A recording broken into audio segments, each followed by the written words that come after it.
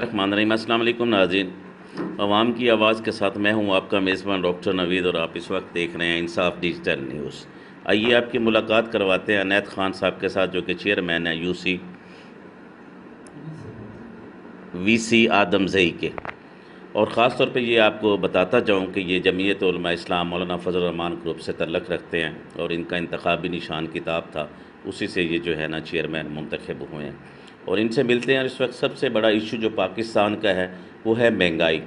مولانا فضل الرحمان صاحب نے بھی لانگ مارچ کیے، پی ڈی ایم جو بنی ہوئی تھی، پیپلز پارٹی نے بھی کیے مہنگائی کے خلاف، لیکن اب تو حکومت بھی چینج ہو گئی، خان صاحب چلے گئے، اب پی ڈی ایم کی حکومت ہے، اتحادی سارے اکٹھے ہیں۔ کس حوالے سے یہ دیکھ رہے ہیں، اور خاص طور پہ یہاں کے جو مسائل ہیں اس کے بارے میں ان سے ڈسکس کرتے ہیں۔ آئیے آپ کی ملاقات کرواتے ہیں عنایت خان صاحب کے ساتھ۔ السلام علیکم۔ وعلیکم السلام۔ کیسے ہیں سر آپ؟ ٹھیک ہیں؟ شکر اللہ پاک کا نوید صاحب۔ سب سے پہلے تو ہم یہ دیکھیں گے کہ آپ کو مبارکباد دیتا ہوں کہ آپ یہاں سے چیئرمین منتخب ہوئے، اور اس کے بعد آپ نے مولانا فضل الرحمان صاحب کو چنا، جن کی جماعت جمعیت علماء اسلام فے یعنی کہ فضل الرحمان گروپ صاحب ہے، اور خاص طور پہ پی ڈی ایم سے آپ منتخب ہوئے۔ تو اس حوالے سے کیا کہیں گے کہ آپ پی ٹی آئی کو چھوڑ کے یکدم جمعیت علماء اسلام کی طرف کیسے آئے، کیسے رجحان ہوا، اور خاص طور پہ اس وقت جو مہنگائی کا تناسب ہے وہ کس نظر سے دیکھ رہے ہیں؟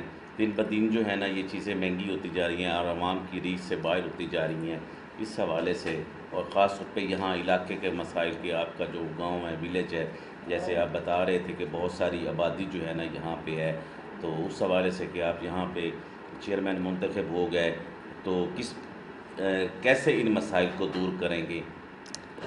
بسم اللہ الرحمن الرحیم۔ سب سے پہلے تو آپ نے بات کی ہے کہ آپ پی ٹی آئی چھوڑ کر جو ہے نا جمعیت علماء اسلام میں شامل ہوئے ہیں۔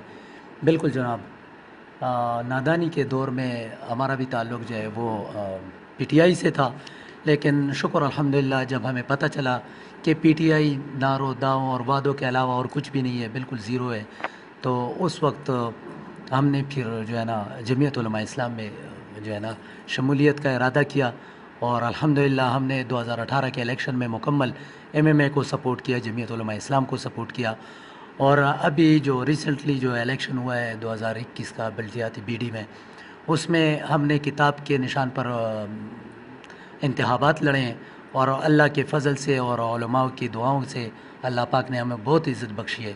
میں آدم زئی کا چیئرمین منتخب ہوا ہوں، اس پہ میں اللہ تعالیٰ کا بہت زیادہ شکر گزار ہوں۔ باقی آپ نے بات کی ہے مہنگائی کے حوالے سے۔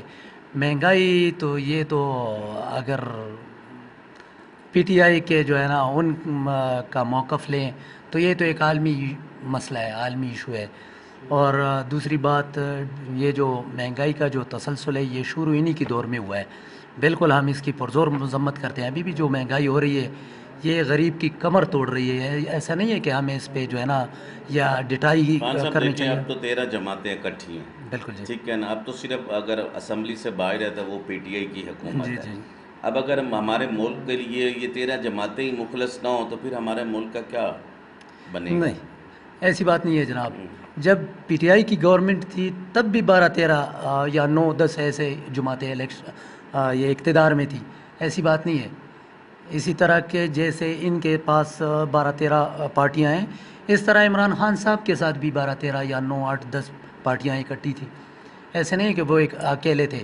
اور جس طرح کے عمران خان صاحب ریاست مدینہ کے دعوے کر رہے ہیں اور اسلامی فلاحی مملکت کے دعوے کر رہے ہیں، ان کے پاس تو 155 پلس تقریباً ایم این ایز تھے۔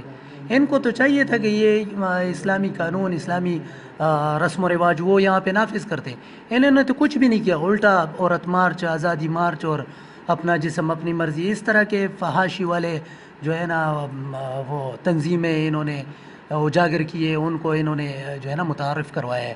اس سے پہلے کس حکومت نے اتنی فحاشی پھیلائی ہے جتنی انہوں نے پھیلائی ہے، اور ان کے جتنے بھی یہ مارچ ہوئے ہیں اس میں زیادہ تر عورتیں شامل ہوتی ہیں، تو اس لیے ان کا یہ جھوٹ ہے، بالکل یہ جو کہتے ہیں کرتے ہیں اس کے برعکس ہے، بالکل یہ بالکل یو ٹرن بھی نہیں، میں تو کہتا ہوں 180 درجے والا۔ اچھا، صوبے میں پی ٹی آئی کی حکومت ہے، یہاں آپ جمعیت سے منتخب ہوئے ہیں، باقی چیزیں تو چھوڑیں، یہاں پہ آپ لوگوں نے، آپ کے گاؤں کے لوگوں نے آپ کو سلیکٹ کیا ہے، آپ کو ایک عزت سے نوازا ہے، آپ یہاں کے چیئرمین منتخب ہوئے ہیں، جو یہاں گاؤں کے مسائل سے ہیں نچلی سطح پہ لگا لیں.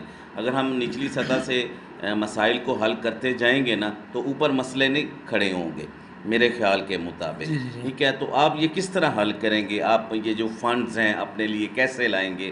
اس حوالے سے کیا کہیں گے؟ پہلی بات تو یہ ہے کہ جب سے بی ڈی ہوا ہے نا, لوکل گورنمنٹ بنی ہے, ابھی تک ہمیں ہمارے اختیارات نہیں, ڈومین جو ہے نا وہ ہمیں نہیں پتہ چلے, کیونکہ ان کو پتہ ہی نہیں ہے کہ ہم نے جو ہے نا وہ ایکٹ کون سا استعمال کرنا ہے. ایک بات. دوسرا, انہوں نے نوٹیفیکیشن ابھی تک نہیں جاری کی ہے, ابھی تک ہمارے ہاتھ کچھ آئے نہیں ہے, تو ہم کریں گے کیا؟ پہلی بات. ان کو خود نہیں پتہ کہ ہم نے ان کو اختیارات کیا کیا دینے ہیں. نوٹیفیکیشن کیا جمعیت کے نہیں نہیں ہوئے نہیں کہ اوور آل جتنے بھی چیئرمین جتنے بھی کونسلر اوور آل اصل میں صوبے میں ان کے ایم پی ایز اور ایم این ایز زیادہ ہیں, اور لوکل سطح پہ جو گورنمنٹ آئی ہے اس میں ان کے تقریباً آدھا بھی نہیں ہے, 50% سے بھی یہ کم ہے, تقریباً کم ہے, بہت کم ہے. اس کی وجہ سے اختیارات منتقل نہیں کر رہے ہیں. کبھی کہتے ہیں اے سی اور ڈی سی کو دیں گے, اور ابھی کہہ رہے ہیں کہ نہیں یہ اختیارات ہم نے ایم پی اور لوکل ایڈمنسٹر کے طور پہ کام کرے گا نا. ابھی یہ بل پاس کر رہے ہیں کہ بھئی یہ ہم نے ایم پی اے اور ایم این اے کو یہ فنڈ ہم نے دینے ہیں, کیونکہ اگر لوکل سطح پہ آ گئے پھر تو ان کے لوگ بہت کم رہ گئے ہیں. ابھی بلوچستان میں شکر ہے ہم نے بالکل کلین سویپ کیا ہے, ان کے تو بہت کم لوگ ہیں نا, اس لیے انشاءاللہ. مقصد تو عوام کی خدمت کرنا ہے نا. نہیں, عوام کی خدمت تو بالکل ہے, لیکن ان کا وہ موقف نہیں ہے. یہ کہتے ہیں کہ ہمارے ہاتھ سے ہو جو بھی ہو, پی ٹی آئی کے ہاں پی ٹی آئی کے, کیونکہ یہ خدمت کرنا چاہتے ہیں لیکن ریاکاری کرنا چاہتے ہیں, اپنے ہاتھ سے کرنا چاہتے ہیں, کسی دوسرے کے ہاتھ سے نہیں. پہلے تو یہ بی ڈی بلدیات کر نہیں رہے تھے, جب انہوں نے 3.5 سال 4 سال بعد کر ہی دیے, چلو کر دیے آپ نے 4.25 سال بعد, تو اب ان کو اختیارات بھی تو دیں. آپ نے وی سی میں ناظم بنا دیے, یو سی میں ناظم بنا دیے, آپ نے تحصیل ناظم بنا دیے. اگر آپ ان کو اختیارات ہی نہیں دیں گے تو بنانے کا فائدہ کیا ہوا ہے؟ پاکستان کے پیسے ڈبونے تھے آپ نے. یہ بی ڈی پہ تھوڑے پیسے خرچ ہوتے ہیں خزانے سے, گورنمنٹ کے الیکشن پہ کافی خرچہ آتا ہے.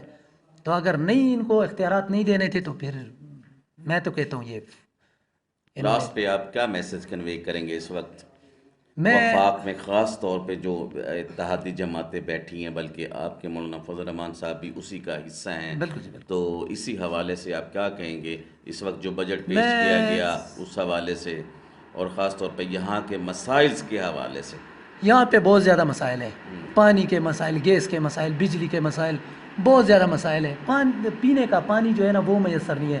ہمارے گاؤں میں سن 1980 میں جو ہے نا ٹیوب ویل اور پائپ لائن بچھائی ہوئی تھی پبلک ہیلتھ والی, پینے کا جو پانی ہے, اس کو 40-42 سال ہو گئے, ابھی تک وہ جو ہے نا وہ ریپیئر نہیں ہوا, وہ چینج نہیں ہوا. اس میں گٹر کے جو ہے نا یہ جو نالی ہوتی ہے اس کا پانی آتا ہے پینے میں, یقین مانیں آپ. ابھی تک اس پہ ہم نے کافی مرتبہ ایم پی اے صاحب کو شکایت کی ہے, انہوں نے کہا ہے کہ ہم نے یہ ٹینڈر پاس کر دیا, یہ ہو گیا وہ گیا, لیکن تاحال ابھی تک کچھ ہوا نہیں ہے. اس طرح بجلی کے کھمبے لگائے ہوئے ہیں, ووٹ کے لیے جب آتے ہیں تو کھمبے دے دیتے ہیں, لیکن ابھی تک اس میں تاریں نہیں ڈلی. اس طرح گیس کے پائپ ہیں, گیس کے پائپ جو ہے نا وہ لوگوں کے گھر میں پڑے ہوئے ہیں. تو میں تو کہتا ہوں کہ تقریباً ووٹ کے لیے جو جتنا ہم کرتے ہیں نا, اگر اتنا ہم خدمت کے لیے کریں نا تو انشاءاللہ یہ مسئلہ ہی نہ ہو. جی شکریہ. میں اور پی ڈی ایم کے سربراہ اور ہمارے جو جمعیت کے سربراہ ہے, سب سے میں یہی کہنا چاہتا ہوں کہ بھائی ملک کے مفاد پہلے ہوں, پھر اپنے مفاد سیکنڈ. پہلے غریب کا سوچنا چاہیے, ملک کا سوچنا چاہیے. اور میں کہتا ہوں کہ اللہ تعالیٰ اس کو ترقی دے, ان لوگوں کو ترقی دے جو پاکستان کا سوچے, جو غریب کا سوچے, اور سب سے پہلے جو اسلام کا سوچے. صحیح بات. شکریہ جی. والسلام. ناظرین, یہ تھے عنایت خان صاحب جو کہ اپنے خیالات کا اظہار کر رہے تھے.